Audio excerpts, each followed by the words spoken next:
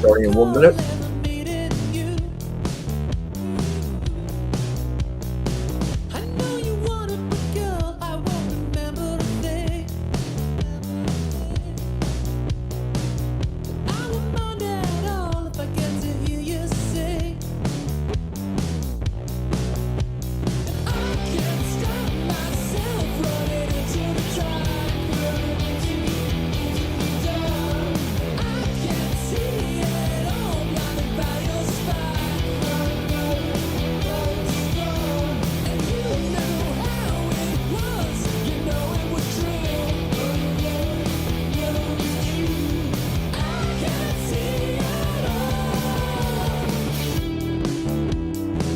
There we go. Good stuff. This is a friend of ours. I mean, his name is Mikey Beasley. And I think it's challenging people. I'm going to tell you a little bit more about him. We'll play him at the end as well. But that's his band called Cry Baby Purple. And it is a challenging piece. He produces most of the music himself, and he's quite an interesting young man. So we wish him well. Reggie and Wayne, welcome to the Sustac Plans Chat Club. Again, how are you doing, gentlemen? Doing well. Hey, Paul, I'm sorry to interrupt, but what happened to your eye?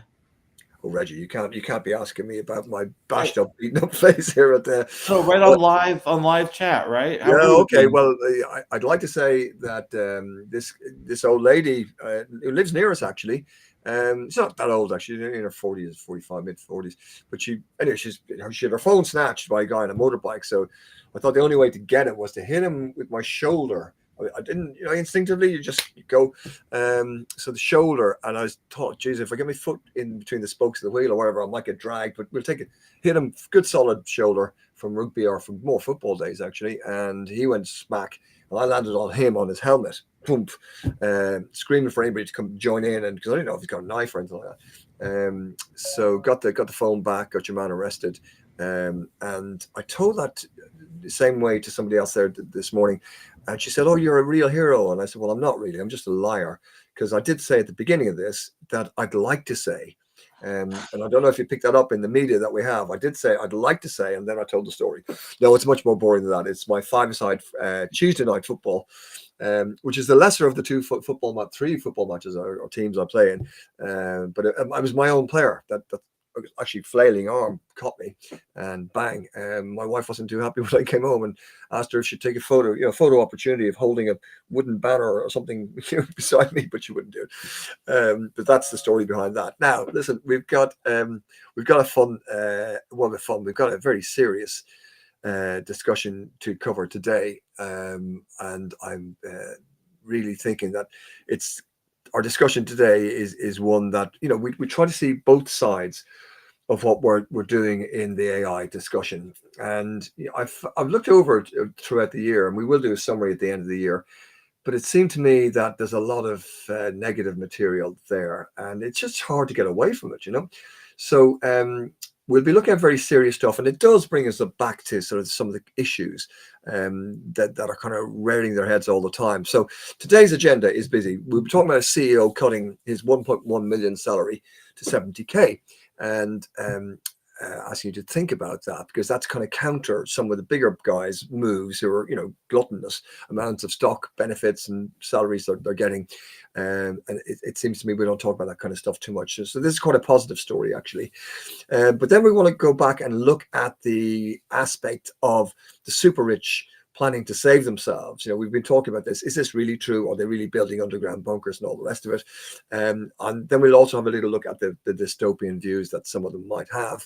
And then we'll come back and look at OpenAI, a bit of a clash between OpenAI and Overdrive. That one's quite exposing, and we'll look at that. Then a sad piece about our children are bleeding from social media and bots. Good news, Aussie kids are safe. More good news, Brazil is trying to make it safe for kids. More good news, we'll be looking at it as we go along. Then we've got a piece on digital identity. It's really in a fragile place, so that's one to contemplate and think about. And time allowing, we'll talk about, excuse me, AI Xmas ads. We'll try and do this as a run-in to the Christmas as well.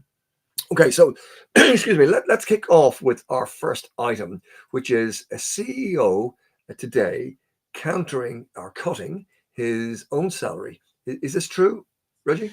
Yeah, so this was 2015. The CEO, Dan Price of Gateway Payments. Am I getting that name right? Sorry, Gravity Payments.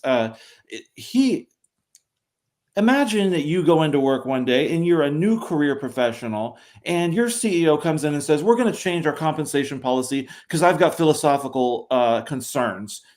Might be pretty concerned or nervous.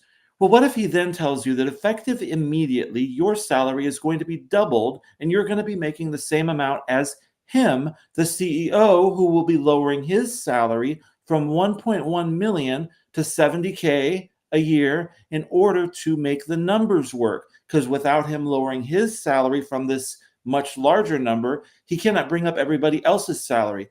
Why is he doing this? For his employees' well-being. They can't afford housing in the expensive Seattle area. Many of them are dealing with the inability to start a family because of that. Some have broken up marriages, just creating issues for them. And he wants to be part of the solution, not the problem, as he sees runaway income disparity through the growth of the runaway growth of the ultra wealthy's income. And how would you feel if your CEO said that? Pretty shocking. It's definitely in contrast to what a lot of the big tech companies CEOs are doing at the moment. I've not heard of anybody. I mean, we used to have the Cadburys and these classic brands. They were linked into what was a religious kind of link they had, but they're not Freemasons. They were very much about the giving, and that was a style in Victorian times. That Guinness, for example, would build homes and houses for their employees, and they trained them in health and hygiene, and they really took the responsibilities very seriously. That seems to have gone out the window, doesn't it, with the big AI boys? Well, and that's a good point because it's very cultural. It's really not about capitalism versus socialism. A lot of people said right away that this would fail. I think Rush Limbaugh, very disgusted, called him a socialist, and that it was going to be a disaster. Some of his own employees complained that junior workers would become complacent. Even two high-ranking employees resigned in protest. But when you get past the whole idea of was he being a communist or not, really you recognize this is about being in a free country where a CEO has the ability to make that decision and say, I'm going to take less money, because CEOs are not required by a market system to take as much money as they can. So there's a cultural component, and it's normalized by others in that same position. So for him, he just wanted to make his employees' lives better. And while experts predicted disaster, the opposite happened, and Gravity Payments grew, and employee retention soared, and customers had his employees had a lot of success. They had customers, and I'll let you follow up on that. But the one thing that they said is that after the wage change, the number of employees buying houses increased more than tenfold, and financial security reshaped their lives. Yeah, it's terrific to see this. It's a great story. We'll put the full link in. It was originally covered, was it the BBC? Well, there were several people who gave it some good coverage, but it goes back to 2020. So, starting, was it 2015? So 5 years later, BBC did a little coverage of it and said 5 years later on, he's still on the minimum salary. And he says the gamble has paid off. Now, there was criticism from some shareholders, there was criticism from some staff, and so on. So he had to deal with all that. And, at 31, he was a millionaire himself, but he kind of gave it all up. And, some of this, it has worked, basically. It is a success. And the company's results have gone through the roof. In almost any aspect, they've broken all the records. So, it's kind of something, kind of, as you say, cultural thing. And, someone said to me something recently about, what have you achieved in your life? Now, that's a question that comes later in life to I'm older than you guys, so that is a really, really interesting question. But it is a nice question to ask earlier in your career as well. What have you achieved in your life? And this guy can look proudly at achieving, I would say, an awful lot more than many others have achieved with bigger businesses and so on and so forth. So I see him as kind of, an icon, and maybe he might inspire others to do just the same sort of thing. So well done to Dan Price and his company. We watch out for them and wish him all the best. Gravity Payments. Gravity as in weight, Gravity Payments. And we'll put the link up to these stories. It's a screaming success for them, and good luck to them. We're very pleased to see that. Now, come back to talking about the super rich not taking this approach, it seems to me. We have started this exploration of the super rich and AI tech giants, building luxury bunkers and hiring military stuff. And you've been doing a bit of homework, Reggie, as well on this. Have you found anything for us? Yeah, so a number of years ago, Douglas Rushkoff, he calls himself a humanist who writes about the impact of digital technology on lives. He says he's often mistaken for a futurist, so he's sometimes asked to come and speak to people about technology in the future. And one of the strangest encounters he had was with a group of ultra wealthy. He describes a trip that was involved going to well, it's a little bit of one of those things you might expect from a spy movie, to a special location, to meet out in the desert, to meet with some in a small room with five of the wealthiest tech people. He doesn't reveal who any of them are. Ultra wealthy stakeholders out in the middle of the desert, and limo picked him up from the airport, took him there, and the conversation was really fascinating because, first they started talking to him about questions about, investing in Bitcoin and virtual reality versus augmented reality and quantum computing. But ultimately, they got to talking about the event, which was their euphemism for whatever catastrophic event is going to take down our normal society. Will it be global warming, biological warfare, the fall of democracy, and a power vacuum? However it's going to be, there's this idea that there will be this event, and how the ultra wealthy. Sorry, Reggie. So the event, I love the way they use the word the event. It could, I presume, include social unrest, nuclear explosions, robots going nuts, taking over. Yeah, All anything of like that. that. Something Yeah. apocalyptic that they feel like is certain to happen. They call it a gray swan because it's a predictable outcome of something, but it would be unknown which will cause it. Yeah. So they were talking about that, and one of the questions. Well, so they talked about how they were working on their underground security bunkers for that time, the ideal positioning, 3 hours from a big city, so they can get there shortly after the event. They expect it to happen suddenly. And one of them even said he had like 12 Navy SEALs who, once he gave them the signal, were going to come to his compound to be his guards. But the question came up, how do I maintain authority over my security force after the event? Yeah. See, that's the interesting thing, is that they're talking about once society falls down and their money is worthless, how do they maintain authority over their security guards? Well, they talked about having food with a special code that only the CEO knows, or having, even, get this, security collars around his guards, making them wear disciplinary collars in return for their survival, or maybe building robots to serve as guards and workers if that technology can be developed in time.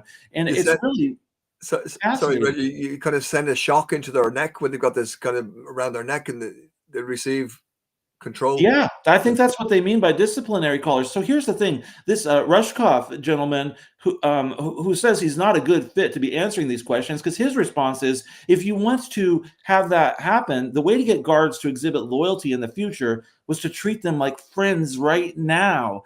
Don't just trust in ammo and electric fences. Invest in people and relationships. And the CEOs rolled their eyes at him as if he was giving some hippie philosophy.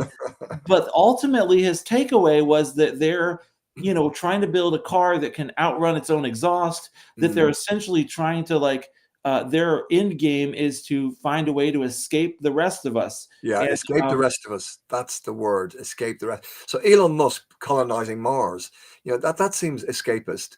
I think in the same article, it's a brilliant article, that the future of technology, he says, is really about one thing: escape. he's not saying it's about developments, but these guys making money and escaping. Elon Musk maybe to Mars to live in a bubble. Peter Thiel reversing the aging process. Sam Altman and Ray Kurzweil uploading their minds into supercomputers. It's futuristic, but it's current because they're actually looking at these things as we speak. I suppose the conundrums that will emerge, and we have said AI always comes back to philosophy, but is it fair for a stock trader to use smart drugs? Should children get implants for foreign languages to improve their foreign languages? Isn't communications the best thing to improve it? Do you want autonomous vehicles to prioritize the lives of pedestrians or its passengers? Should the Mars colonies be run as democracies? Will DNA undermine my identity? Now, Wayne's going to talk to us about that in a bit. But, the classic is, should robots have rights? It's a fantastic article, this Douglas Rushkoff piece. So we put the link on pearsmith.org/blog. But it does suggest that the billionaires are the presumptive winners of the digital economy. And it's built around the survival of the fittest, business landscape, which is very much in contrast about what we talked about with Mr. Price earlier on, and his reducing his own salary to help others get more salary. So currently we've got tech billionaires launching electric cars into space, whoopie-doo Basil. We've got building a bubble on Mars and all the rest of it. So there's very contrasting approaches to this. And what I think we've got to keep in the foreground of our minds, if you like, is that we're coming back to AI governance, child safety, that sort of thing is really, really important. And that, we must keep those at the top of the agenda and not, can we build a colony on Mars, in my opinion. Does that mean they've given up on keeping this world safe and the main society safe? Have they just given up on it and now they're going to escape it because they've... Absolutely. That's my opinion. That's exactly what I would say. Unless we are mobilized and stand up and petition and, boycott and protest and demand better. And I mean, you've seen something that was picked up during the week, Reggie, about Overdrive versus OpenAI. And I think this piece says a lot about exactly that modus operandi for the AI boys. So can you summarize what this complaint that's going on between Overdrive against OpenAI, Sam Altman's OpenAI? Yeah, real quick. So this is a story of two Soras. When Sora came out, the video making text to video thing from Google, from OpenAI, a lot of people might have recognized the name because there was an education tool called Sora already from Overdrive. And basically Overdrive is saying that OpenAI violated their copyright because OpenAI, with their Sora and their other tools, they branded it similarly. They're trying to get into the education space. They have overlapping audiences, and they're building off of the trust that Overdrive has built, because Overdrive has built a controlled, licensed, child-safe educational tool, and OpenAI has done the opposite. And the trust that Overdrive has built over the years shows the way to go about getting into the educational spaces. That trust is so paramount. And OpenAI has done everything they can to show that they are not at all concerned with consumer trust. So for them to Reggie, Reggie, are they using the same name? The same name, the same colors, and similar branding and icons.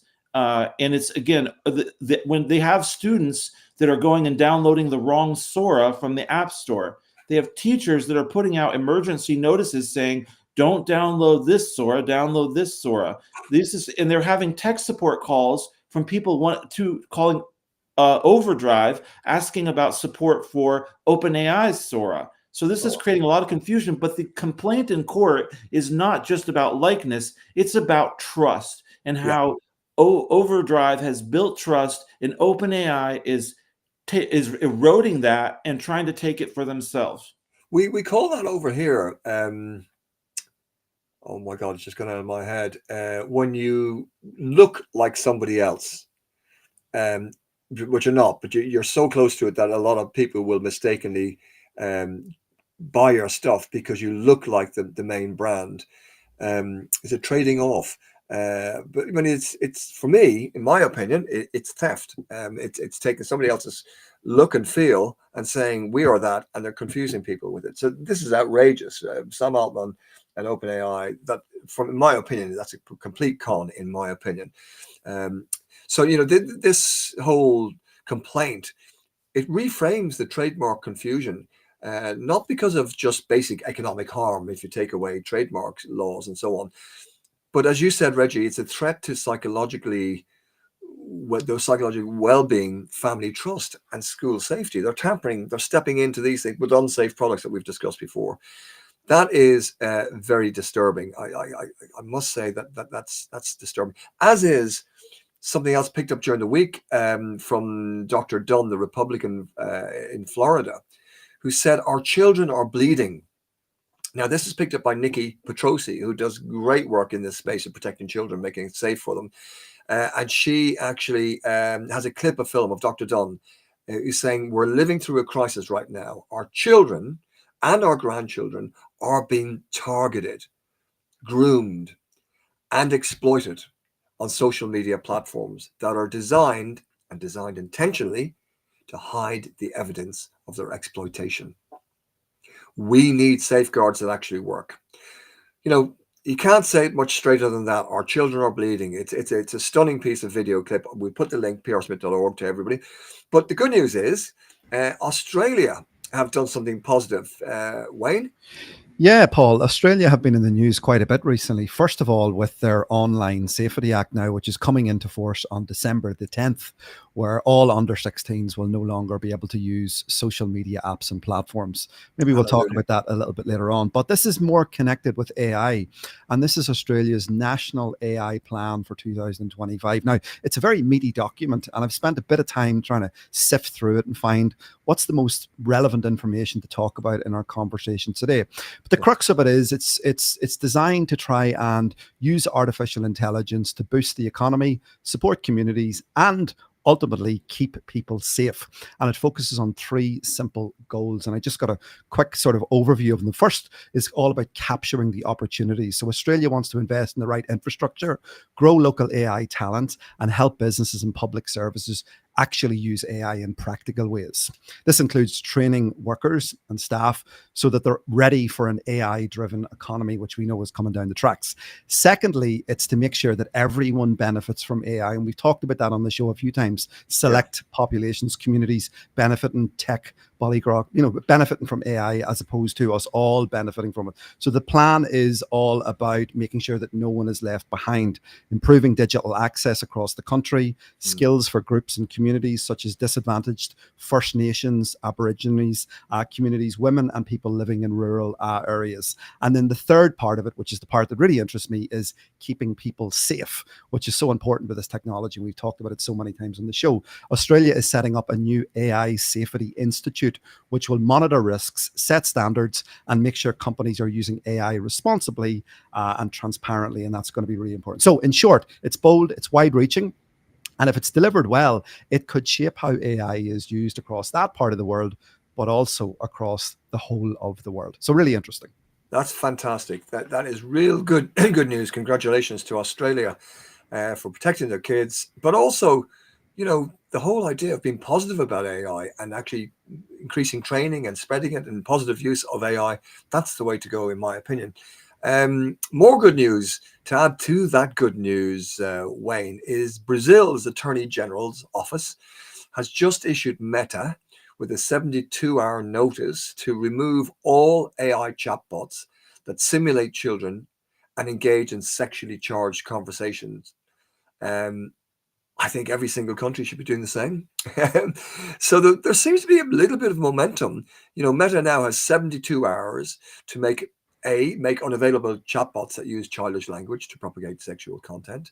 B, clarify what measures are being adopted within the scope of Meta's AI use, including those integrated with Facebook, Instagram, and WhatsApp, to ensure that children and adolescents do not access sexual erotic content, and so on. So these are very practical stuff, and they're pushing the boat out, and they're addressing the big tech boys and saying, we're not the same as America. We insist on some safety regulations here. And I see that the European Parliament has just voted to support 16+ age limit for social media, video sharing platforms, and AI companionship tools.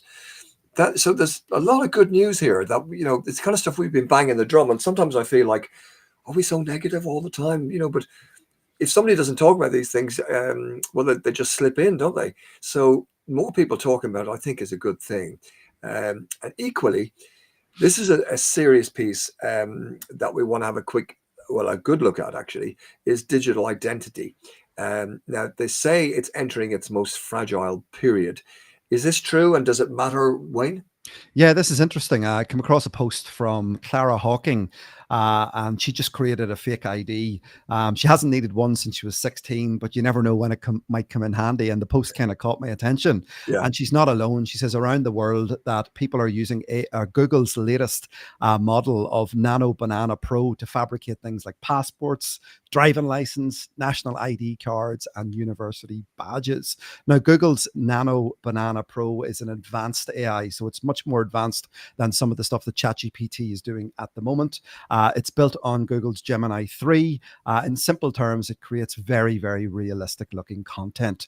And it's powerful because you can control things like the lighting, the camera angle, and the design layout, which is fantastic to be able to do. You have great limitations when you're building images, in particular on ChatGPT. There's only so much you can do, and the AI often gets it wrong. So this is really interesting that it can become much more accurate. I suppose the risks we talked about before on this, deep fakes, again, biases, misinformation, and then, as you rightly said a couple of moments ago, Paul, this identity misuse to be able to be used to create and fabricate fake IDs, passports, and other types of important documents that are used ultimately to identify people and also keep us safe. Well, one question that makes me think of is it maybe not the right way to frame this, but is it better for people to be using artificially generated, made up fake IDs than a stolen fake ID from somebody else and hurt their credit report? I mean, I'm just the first question that comes to my mind. I'd almost rather criminals be using AI generated fake IDs of someone who doesn't exist than stealing IDs of real people and hurting their criminal record or their credit report. I mean, not that it's a good thing, but just saying that's a side effect potentially. Byproduct. Yes. So are we recommending, what's the positive use of it? Well, I mentioned a couple of moments ago, the ability that you have more control over what you're creating. That's a frustration that I have at the moment when I'm using like ChatGPT, for example, for creating images. You're very limited.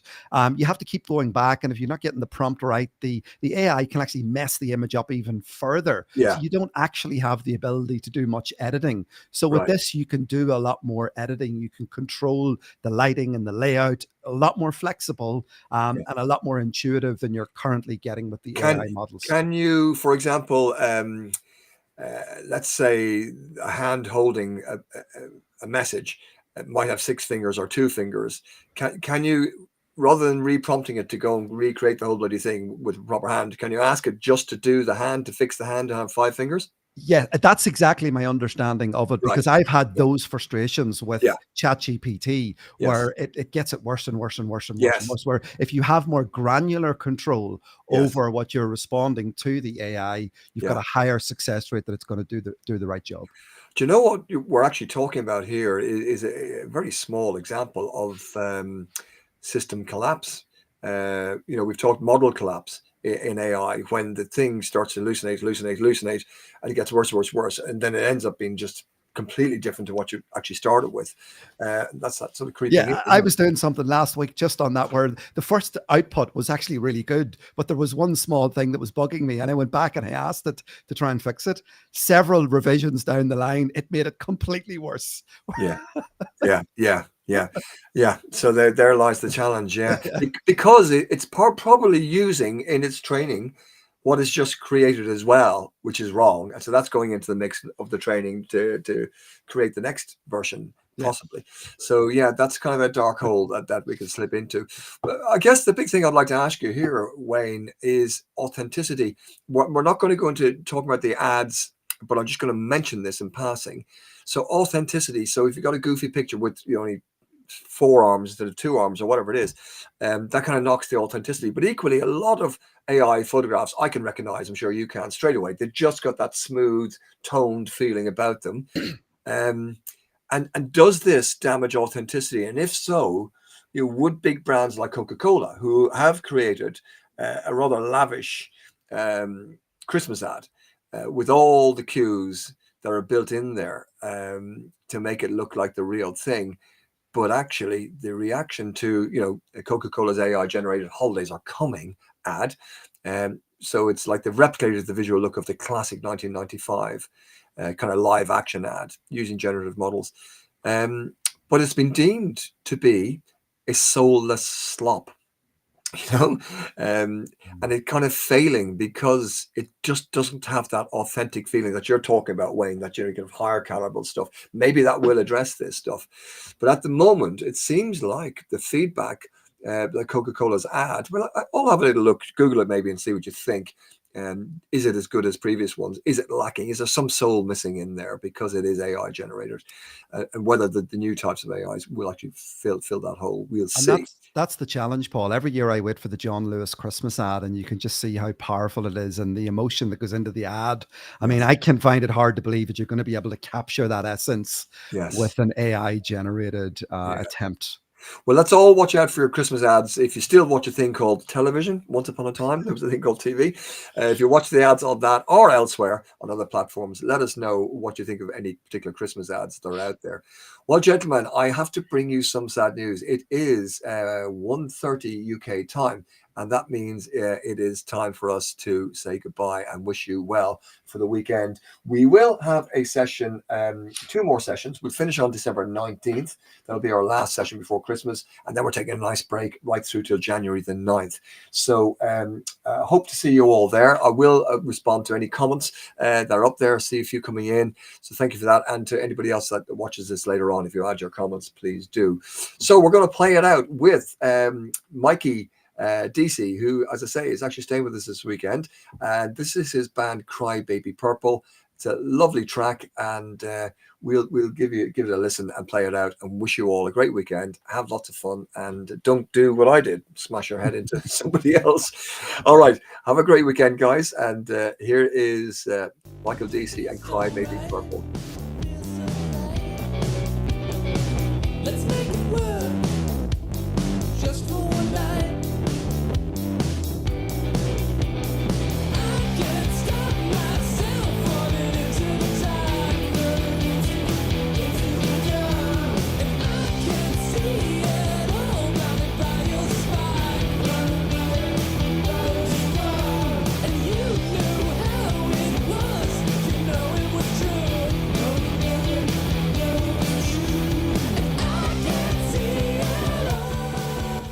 As always, folks, we'll put the link to this track so you can listen to it in your own time. It's a lovely piece by Cry Baby Purple. So we'll play it out.